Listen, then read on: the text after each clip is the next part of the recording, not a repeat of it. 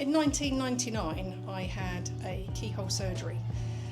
It was via that, though, that when I woke from that surgery, they told me that actually it wasn't the meniscus that I originally thought and what they went in for. It was actually an ACL tear. So back in again I was a few weeks later for a full ACL reconstruction.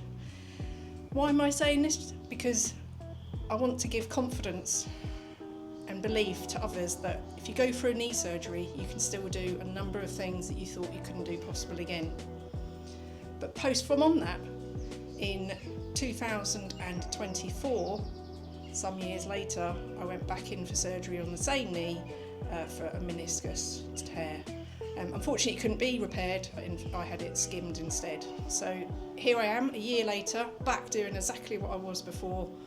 Slight changes, I agree, slight changes. You know, when I woke from that surgery, in comes a surgeon saying the surgery went very well, but there's going to be no running for you anymore, and quit the weights.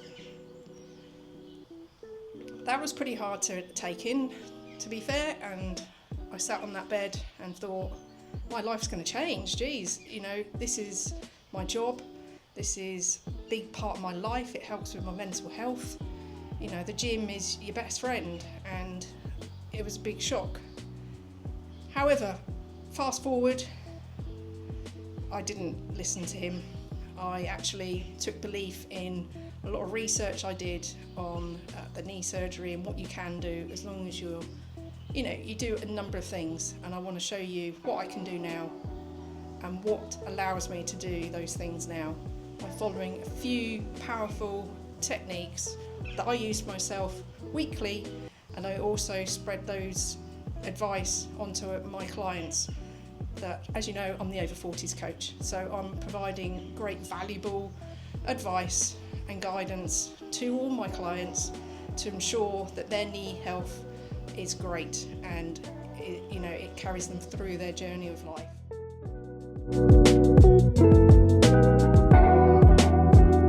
So before any workout, I make sure I really warm up. I'm not going to take you through the warm up. You guys know how to do a warm up. But what I do ensure that I open up my hips, get my hips really strong and opened up. And also I ensure that I'm fully hydrated before my workout. In the mornings, I don't drink during the night like some people do, but I fully hydrate in the morning. I find that important. You're going for 8-9 hours, whatever you sleep, you're going throughout water. If you think of water as like petrol for your car, you want to make sure you're fully hydrated before you do a workout. So I do a good pint of water first thing in the morning. Also making sure I now use knee sleeves, not very strong knee sleeve, but a medium kind of support. I found those be beneficial for me and a bit of security for me as well. They're not discomfort for me, they're just a bit of reassurance, and I think I want these knees for the rest of my life. So I'm just going to place them on. It's minimal hassle for me.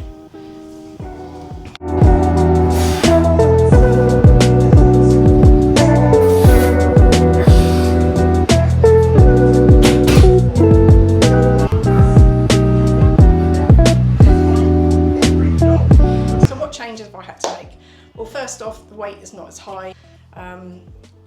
It's okay. I've done my days of lifting heavy weights, and today I've just got to make sure my knees last my journey ahead of me. So my current phase at the moment, I'm doing higher reps and slightly lower weight on the squat rack. Not as deep as I used to be. I was advised just to go to sort of parallel, nothing below that.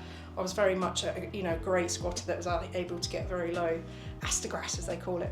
I then do lunges, weighted lunges, and I add weight by a vest and by a weighted bag, as you've seen. I then make sure that I do my hamstrings, various hamstring exercises I do, but today I've used a banded one, laying on the floor, banded.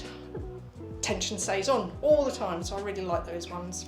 We have to make sure that we do train our calves. Our calves, the muscles come up from the ankle all the way into the knee, so it's important. Calf raise is a good stabiliser for your knee and your ankle health as you grow older. Remember, I'll keep saying it, but as we get older, our bone density decreases, so we have to make sure those muscles are nice and strong to keep us stable and keep going, really. So calf raises weekly. I do 3 sets of 15, either in the straight position like that, or ballet or pigeon toe. and 15 reps. Calves are strong, so I tend to, give them high reps, heavy weight as well. I add weight to me by holding a dumbbell, just to make the body think I'm heavier than I actually am. So what are the key things that I do to help with my knee health and to allow me to do these exercises that I've always loved and continued to want to do post-surgery, despite what doctors said to me?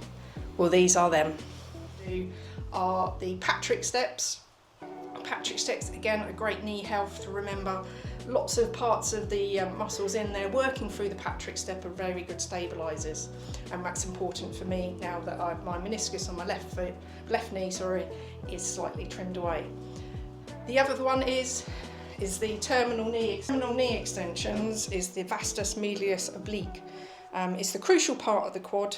This one again is for stabilising the knee during the dynamic moves that we do. So that decreases the strain on the knee and the ligaments and restores the strength and great range of motion. So TKEs, big part of my weekly training sessions on those. And again, I use those with a purple band. If those are not familiar, the purple band is one of the stronger ones. Again, 10 to 12 reps, really depending on how I feel, and I pause on the back motion of that. All I say is believe in yourself. You know your body better than anyone else, so believe in you. You know what you can and can't do with your body. Yes, we have to listen to doctors, I understand that, but also don't take that as black and white. Seek elsewhere, seek other people's opinion and advice and research that is out there, and then make your own decision. I've made this decision because I know this is what's best for me right now, is to continue training like I am. Touch wood, I'm feeling great, the knee's great, so that's what I've gone for. But yeah, believe in yourself, you can do it.